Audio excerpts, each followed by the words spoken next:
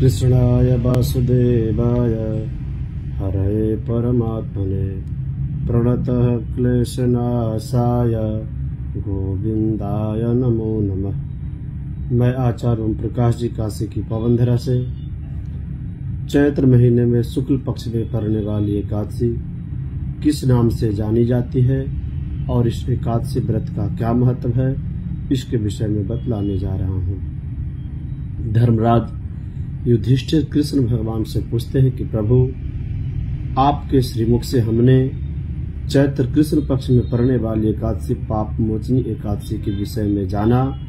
अब हमारी जिज्ञासा है कि चैत्र महीने में शुक्ल पक्ष में पड़ने वाली एकादशी व्रत का क्या महत्व है तथा किस नाम से जानी जाती है, इसके विषय में हमें बतलाएं। धर्मराज युधिष्ठिर से भगवान कृष्ण कहते हैं कि ठीक इसी प्रकार का प्रश्न प्राचीन काल में राजा दिलीप अपने गुरु वशिष्ठ से किए थे और गुरु वशिष्ठ ने जिस प्रकार से राजा दिलीप को बताया, मैं आपको बतलाता हूँ।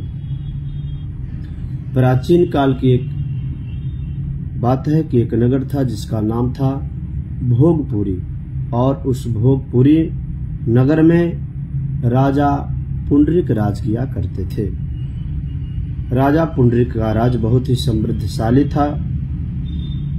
उसी नगर में एक दंपति रहते थे। उस दंपति का नाम ललित और ललिता था।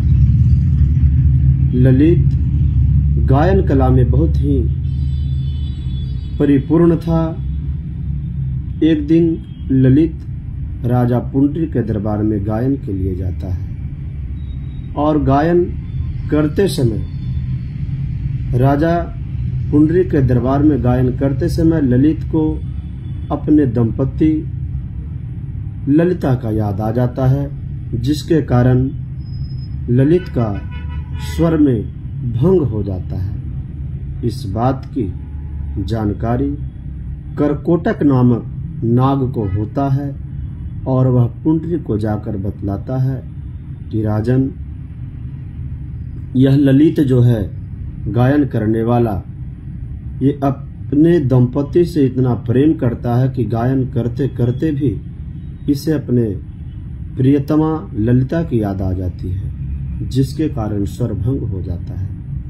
इस बात को सुनते ही पुंडरीक राजा ललित को अपने दरबार में बुलाता है और उससे श्राप दे देता है कि जाओ, तुम इतने अपने दाम्पत्य जीवन में प्रियतमा के प्रति आसक्त हो कि तुम्हें कार्य का भान नहीं रहता। मैं किस दरबार में बैठा हूँ, जा तुम पिशाच हो जाओ।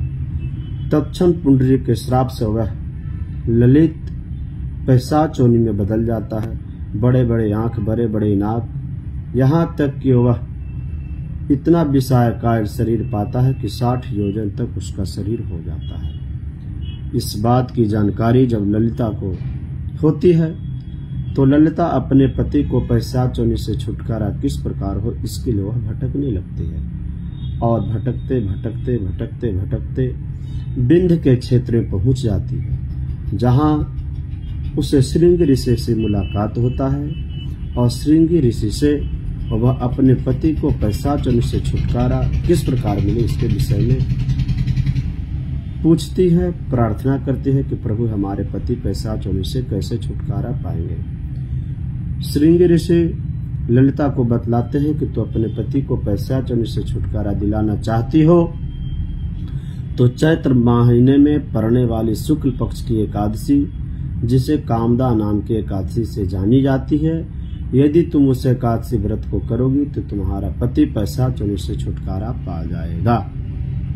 इस बात को जानकर ललिता बड़े ही यत्न पूर्वक कामदा एकादशी व्रत को करती है और भगवान से मनोरथ रखती है कि हमारे पति पिशाच योनि से छुटकारा पा जाए।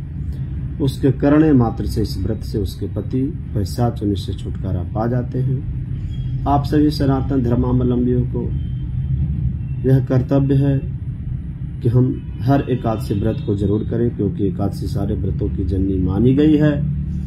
कलयुग में बहुत बड़े बड़े यज्ञों, वाजपेयी यज्ञ, अश्वमेध यज्ञ, ये सब व्रत यज्ञ करना मना है, परंतु यह कामदा नाम की एकादशी व्रत करने मात्र से वाजपेयी के बराबर पुण्य प्राप्त हो जाता है। व्रत को अवश्य करें। जय जय श्री राधे श्याम।